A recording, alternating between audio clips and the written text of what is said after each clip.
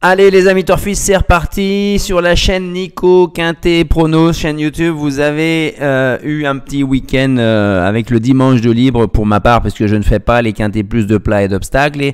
Et on repart ce lundi sur un Quintet plus de trot toujours et encore à Vincennes. Ce n'est que le début, il reste encore 3 longs mois de grand plaisir à vous retrouver.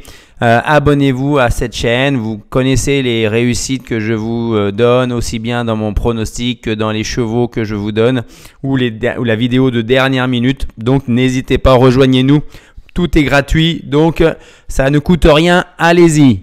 Alors, on s'est fait avoir, je me suis fait avoir samedi 25 à Vincennes dans le prix Chenonceau. J'ai voulu aller chercher 6 et 8 des chevaux qui n'étaient pas déférés, qui étaient des plus jeunes, qui étaient confirmés, mais qui n'étaient pas prêts. J'ai mis de côté un cheval, le numéro 3, Kagan, qui avait des bonnes lignes dans son pays, mais bon, j'avais la drive de Richard Berg, et puis finalement remplacé au moment par Mathieu Abrivard. Bon, à la limite, il vaut mieux se tromper sur des quintés où on a 1, 2, 3, les 4 premiers favoris de la presse à l'arrivée. Par contre, je vous avais alerté, et plus qu'alerté, sur la fragilité du favori Joshua Tree, qui était parti à égalité, hein. Il y a eu des montagnes d'argent qui ont été perdues alors qu'il suffisait de regarder la chaîne Nico Quintet Prono pour dire « Ah, attention, c'est peut-être pas le jour J pour le jouer », malgré les 6-7 bâtons qu'il alignait. Mais bon, on peut des fois se tromper, de temps en temps on a raison, ce sont les courses. Et je ne vais pas dire que j'ai toujours raison non plus, d'accord? Mais là, je vous avais plus qu'alerté également dans ma dernière minute où je reprenais simplement les propos de Jean-Michel Bazir au sujet de son cheval. Il mettait certaines limites à une éventuelle victoire, hein. Bon, j'espère que ça vous a servi en tout cas. Donc, on enchaîne avec 16 chevaux, mâle, ongre, femelle, qui vont s'élancer au même poteau de départ des 2700 mètres grande piste, hein, un seul échelon de départ, donc des chevaux de 7 et 8 ans uniquement qui n'ont pas gagné 251 000 €, c'est-à-dire que dedans, on n'a ni les 6 ans ni les étrangers, donc c'est un peu une course à viser pour certains, certaines, hein.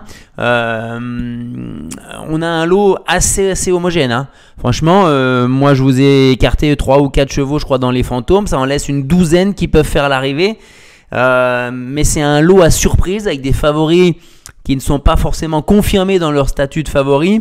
Tous les choix sont possibles, franchement. C'est un quintet qui va payer, c'est sûr même, hein. Donc à vous de trouver les chevaux qu'il faut conserver dans votre jeu, ceux qu'il faut éliminer, les outsiders qu'il faut intégrer. Pour ma part, vous le savez, je vais faire une belle part à des outsiders en essayant de garder les bons favoris dans cette course-là. J'ai privilégié peut-être les gros numéros, on va dire. Allez, d'autant plus que vous voyez un peu, si on s'appuie sur les stats que j'ai, hein, je vous expliquerai dans une autre vidéo comment j'établis toutes ces stats-là, mais regardez un peu les rapports probables du Quintet Plus dans le désordre, hein. On a seulement 17% pour que ça soit en dessous de 100 €, hein, et 17% ça soit en dessous de 200 €, voilà, alors que d'habitude il y a 40, 50, 60% ici, hein. Donc là, ça nous indique que, attention, course à surprise ou tout du moins à rapport élevé. Ça se confirme avec la réussite du premier favori qui n'est qu'une fois sur 2 présent dans le Quintet Plus. Et paradoxalement, c'est même le deuxième favori de la presse qui réussit davantage, au moins dans le Quintet. Et puis forcément, du coup, la présence du premier et du deuxième favori, si vous me faites un champ réduit 10 et 8, vous allez toucher 8 fois sur 100. Des cacahuètes en plus. Donc, je vous en supplie, ne faites pas ça. Alors peut-être que du coup, ça va rentrer. Il y a bien des fois où les deux favoris de la presse, ils rentrent ensemble. Mais la majorité des tiercés écartés quintés, la proportion des deux favoris ensemble est assez faible. Ensuite, au moins un cheval plus de 7e favori. Là, on a des stats qui sont assez élevés. Regardez, hein, une fois sur 2 dans le tiercé. Et après, c'est quasiment dans tous les quartés quintés. Donc, il va falloir aller chercher à partir du 1, Golden Visay, du 16, Grande de Ranchy, 2, Garde à vous, et ainsi de suite. Et aller plus bas si vous le souhaitez, hein. Prendre encore davantage de risques. Donc, allons-y. On élimine 3, 7 et 9. Pas trop de risques, je pense, à les éliminer. Ensuite, en base, je vous mets le 10, Gloire du Perche. Cette femelle de 7 ans, avec la drive de David Thomas, a connu tous les malheurs du monde dans sa course précédente. Et là, ça va être un petit peu la course du rachat, hein. C'est elle qui a le meilleur chrono sur le parcours des 2700 mètres grande piste et plus en 12,6. aller dans un mode de ferrure là ici, plaquer des antérieurs, déferrer des postérieurs, ou elle a une réussite correcte avec 13 fois sur 25 dans les 5 premiers. Le parcours, donc je vous dis, elle a un bon chrono, elle réussit pas à chaque fois, un petit peu de susceptibilité, mais bon là, avec David Thomas, elle est capable de faire peut-être le dernier kilomètre, j'imagine. Pas forcément un parcours caché jusqu'à l'entrée de la ligne droite, surtout avec la mauvaise expérience qu'elle vient de vivre. Donc le 10, Gloire du Perche en tête, on y va.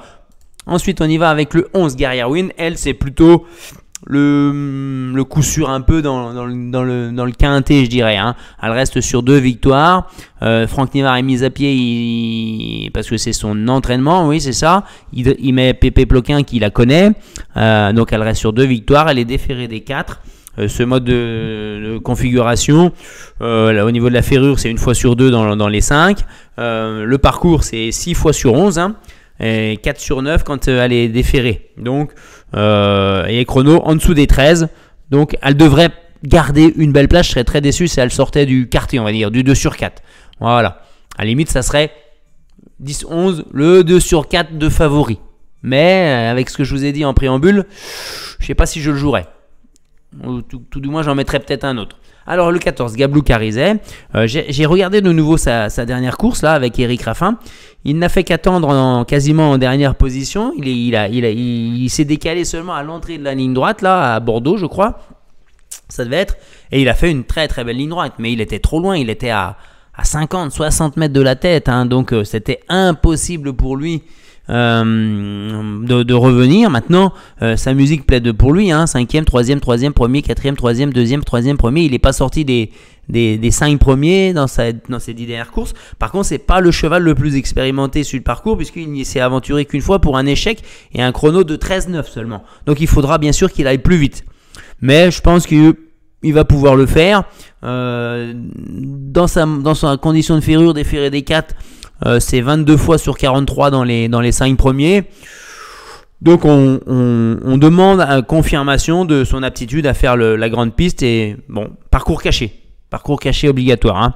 Eric Raffin se voit plutôt pour une belle place, on va dire, hein, dans son pronostic, hein, sur un journal hippique. Ensuite, on y va avec toujours les gros numéros, je vous avais prévenu, hein. Le 13, Falco du Douai. Je pense qu'il ne faut pas tenir compte de son dernier échec où son driver a levé les mains à l'entrée de la ligne droite. Il a eu un parcours où il s'est retrouvé après son départ en 3e épaisseur. Il a dû avancer derrière un cheval qui a pris la tête. Et il ne voulait pas lutter pour prendre la tête à ce cheval-là. Donc il est resté en 2e épaisseur, nez au vent. Et il a logiquement commencé à faiblir, hein, dans la ligne d'en face, dans le dernier tournant. Mais il finit pas complètement abattu dans le lointain, hein. Donc je pense qu'avec un meilleur parcours, comme la fois d'avant, où il avait une bonne ligne, hein, la course précédente, hein, je me souviens plus, je vais le retrouver, que c'était derrière qui, où il fait une belle 3e place, Falco du Douai. On est ici avec Falco du Douai, il faisait 3e avec Alexis Colette, derrière Fonzi Deripré, voilà, hein. Donc là, forcément, derrière Fonzi Deripré, ça lui donne une bonne chance théorique. Pardon, ça s'est retiré. On remonte, une bonne chance théorique de faire l'arrivée, hein. C'est une bonne ligne, je trouve, hein. Fonzi Deripré, il vient de répéter, hein, en terminant, je crois, 2e d'un quintet plus, hein. On enchaîne. Un tout petit numéro, mais attention à lui, hein. Garde à vous. Porte bien son nom celui-là, hein. Il vient de faire 2 courses ferrées après un break de 5 mois. Il est donc sur la montante. C'est un cheval un cheval de train, hein, qui déboule très très bien aux élastiques, hein. Normalement, on devrait le retrouver assez vite en tête. Il y a des lignes extra l'hiver dernier, hein. Il était un peu en retard de gain, mais il se classait derrière Gaspard d'Angis, Gallic du Rocher, devant Gabin Jabba, derrière Gentil de Muse et Émeraude de Baie, s'il vous plaît. Là, il lui suffit de répéter ces performances-là pour s'intégrer dans le trio, hein. Donc, garde à vous. C'est vrai que j'aurais bien aimé qu'il y ait Johan Le Bourgeois dessus, mais il a pris le Give Me. Mais Give Me, il n'est pas dans la même forme, je trouve, hein. Même si son entraîneur à garde à vous, Vincent Labarque, l'estime peut-être pas encore à 100%, je vous invite à vous en méfier de ce cheval-là, hein. Surtout qu'il peut être assez spéculatif. Il n'y a pas un top driver, il peut être à 25-30 contre 1. Et un chrono de 1,13, hein, sur le parcours, hein. Donc ça peut le faire, hein. Ensuite on y va avec le 16, Grande de Ranchi. C'est une bête à chagrin celle-là, hein, parce que que dire, elle fait jamais, regardez sa musique, hein, 13, 9, 0, 7, 3, 6, 10, 5, 7. Compliqué à jouer, hein. Maintenant, si c'est pas dans ce titre quintet plus, ça sera jamais, hein. Ou alors un lot de femelle, éventuellement, là il y a les mâles face à elle, mais elle a déjà 7 ans. Donc si elle n'est pas capable de courir contre les mâles à 7 ans, là c'est la course visée. Il y a, au plafond des gains, des ferrés des 4, tous les artifices, des bouches-oreilles, ainsi de suite vont être mis en place. Mathieu Abrivard à la drive, chrono de 1,13 sur le parcours, mais 4 sur 21 sur les 4 fois sur 21 dans les 5 premiers sur les 2700 mètres et plus grandes pistes, hein. C'est pas folichon, 14 fois sur 51 quand elle est déférée des 4, hein. C'est pas une bête à stat non plus, hein. Par contre, un chrono d'une 13, je vous ai dit, donc moi je la mets là. Franchement, j'aimerais bien qu'elle rentre parce que ça me fait un cheval des chassures à l'arrivée, mais je vous avoue que c'est pas le seul que j'ai joué à contre-cœur un peu, hein. On y va avec le 8, Flying Brickell. C'est pareil, hein, Flying Brickell, la drive de Sébastien Arnaud, déféré des 4, il reste sur 2 disqualifications. Maintenant, il a l'aptitude au parcours, il a un chrono qui est pas mal, mais sans plus. Voilà, bon, je l'ai mis plutôt assez bas parce que je pense qu'il ne dispose pas d'une grande marge, mais son profil nous invite à la méfiance, hein. Et enfin, on va terminer avec le 1 Golden Visay. C'est un cheval que j'aimais bien, hein. Il est rentré à 40 contre 1 pour sa course de rentrée après un break de 7 mois, hein, s'il vous plaît, ferré.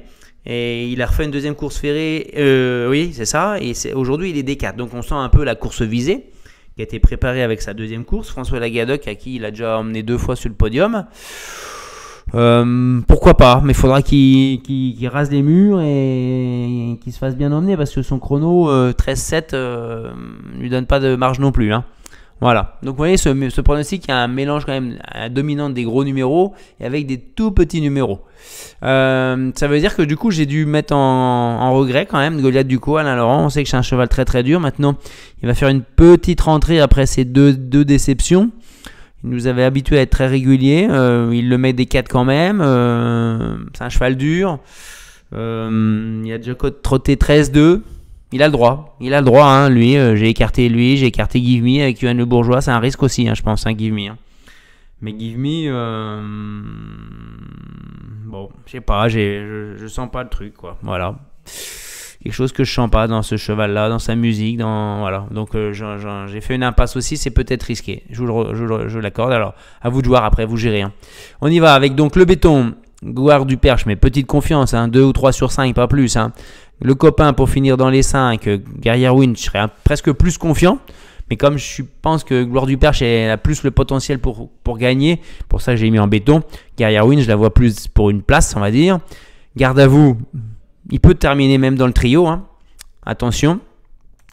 Et la déception, Forever Giel, peu de références à l'attelé sur le parcours et jamais trotté moins de 14 sur ce parcours-là. Et les amis, on enchaîne, hein. Mardi il n'y aura pas un quintet à Vincennes, ça sera mercredi à Vincennes, donc je vous ferai une vidéo mardi 28. Allez les amis, on s'abonne, on met des pouces bleus pour valoriser la chaîne, on met des commentaires, n'hésitez pas, donnez votre avis et